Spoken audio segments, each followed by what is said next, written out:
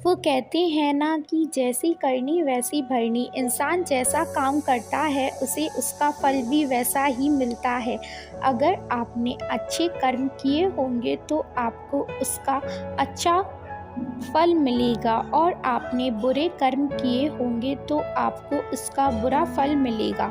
अगर किसी के साथ कुछ बुरा होता है तो लोग कहते हैं कि इसने पिछले जन्म में ज़रूर कुछ बुरा किया होगा, इसलिए ही उसके साथ ऐसा बुरा हुआ। और अगर किसी के साथ कुछ अच्छा होता है तो लोग कहते हैं कि इसने पिछले जन्म में ज़रूर कुछ अच्छा काम किया होगा, इसलिए ही इसके साथ आज ये अच्छा हुआ।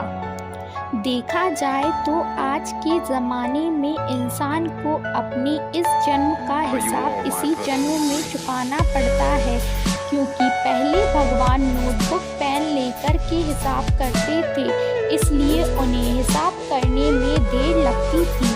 आज के ज़माने में भगवान के पास भी लैपटॉप आ गया है, तो उन्हें इंसान के कर्म का फल देने में यानी कि हिसाब करने में देर नहीं लगती है। आज की यह कहानी जैसी करनी वैसी भरनी मोरल स्टोरी इन हिंदी भी उसी के बारे में है। एक बार एक व्यक्ति को रास्ते में यमराज मिल जाते हैं। वो व्यक्ति उन्हें पहचान नहीं पाया। यमराज ने उस व्यक्ति से पीने के लिए पानी मांगा।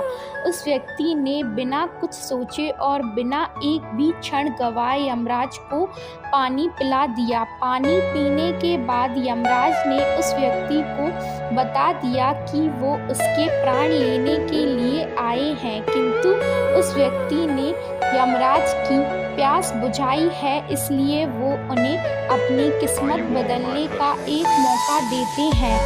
इतना बोलने के बाद यमराज ने उस व्यक्ति के हाथ में एक डायरी दे दी और उस व्यक्ति से कहा कि तुम्हारे पास 10 मिनट का समय है।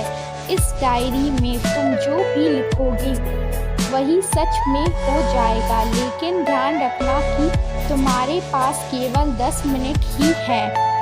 उस व्यक्ति ने डायरी खोलकर देखा कि पहले ही पेज पर लिखा था कि उसके दोस्त को लॉटरी निकलने वाली है और वो करोड़पति बनने वाला है। वो व्यक्ति ने वहाँ लिख दिया कि उसके दोस्त को लॉटरी ना निकले।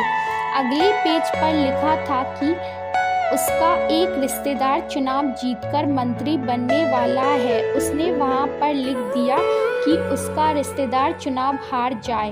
इसी तरह वो पेज पलटता रहा और अंत में उसे अपना पेज दिखाई दिया।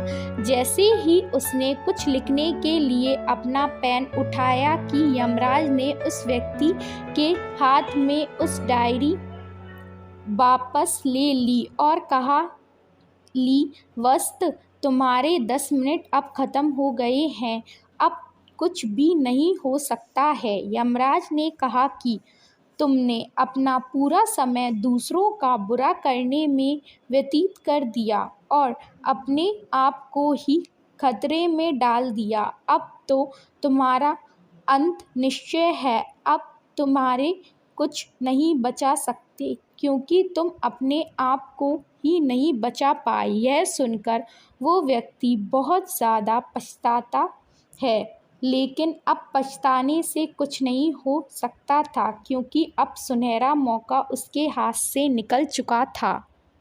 अगर भगवान ने आपको कोई शक्ति दी है तो कभी किसी का बुरा ना सोचें और ना ही किसी का बुरा करें। दूसरों का भला करने वाला सदा सुखी और दूसरों का बुरा करने वाला सदा दुखी रहता है।